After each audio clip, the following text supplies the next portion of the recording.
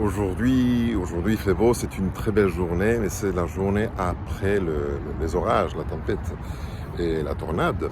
Ce matin, je me suis réveillé, on a dit, bon, je vais faire un peu de sport, et voilà, on va faire un peu de marche dans cette voie cyclable.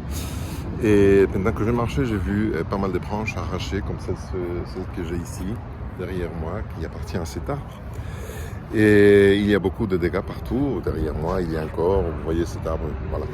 Bref, et j'étais en train de réfléchir parce que j'ai vu beaucoup de monde qui était en train de faire le ménage, de ramasser les branches qui est dans leur jardin. Mais cet arbre qui n'appartient à personne, qui est justement à côté de la rivière, qui est dehors de la propriété, et qui prend soin de lui.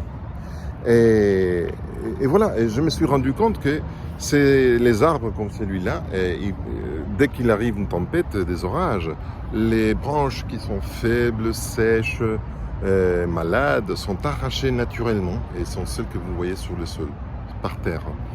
Et donc maintenant, on voit que cet arbre, il a eu un petit, on va dire, traitement de santé. Il a les racines qui nourrissaient tout, mais maintenant, pour nourrir moins de branches, donc il est renforcé, on va dire, et pour faire face à la prochaine tempête, au prochain orage. Et voilà, c'est la façon naturelle de se préparer pour les mouvants moments de la vie de cet arbre. Ça m'a fait réfléchir des choses qui nous arrivent à nous-mêmes dans les orages, dans les tempêtes de la vie. Et vous voyez, il y a un verset biblique que c'est l'un de mes préférés de la Bible, c'est en Corinthiens, chapitre 10, verset 13, qui dit exactement que Dieu ne permettra jamais que nous soyons tentés au-delà de nos forces, que tous les problèmes qui nous arrivent, Dieu les met sur pour que nous puissions faire face. Et il s'engage à nous accorder les forces, à nous donner toujours une sortie, une issue de secours pour tenir le coup.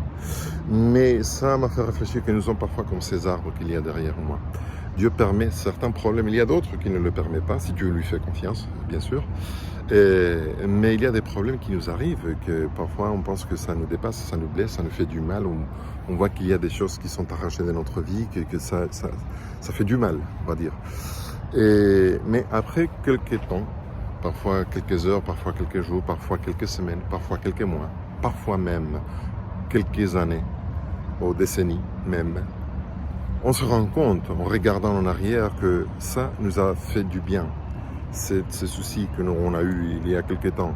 Parce qu'on se rend compte aujourd'hui qu'il y avait des choses qui nous surchargeaient, qui étaient des trop dans notre vie, qui ne nous aidaient pas, qui ont été arrachés lorsqu'on a traversé ces problèmes.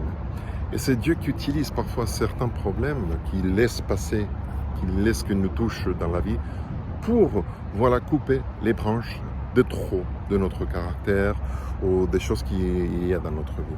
Alors je te prie, même si ça parfois fait du mal, si ça blesse, on saigne parfois physiquement ou émotionnellement, et que tu fais confiance en Dieu, que tu t'agrafes à cette promesse de Dieu qui dit qu'aucun problème sera trop lourd, trop grand pour nous, et que tu lui demandes de te montrer pourquoi ou quels sont les bénéfices de les choses que tu as tirées de bien lorsque tu as traversé ces problèmes. Parce qu'il y a toujours un propos pour les choses, même si on ne le voit pas aujourd'hui.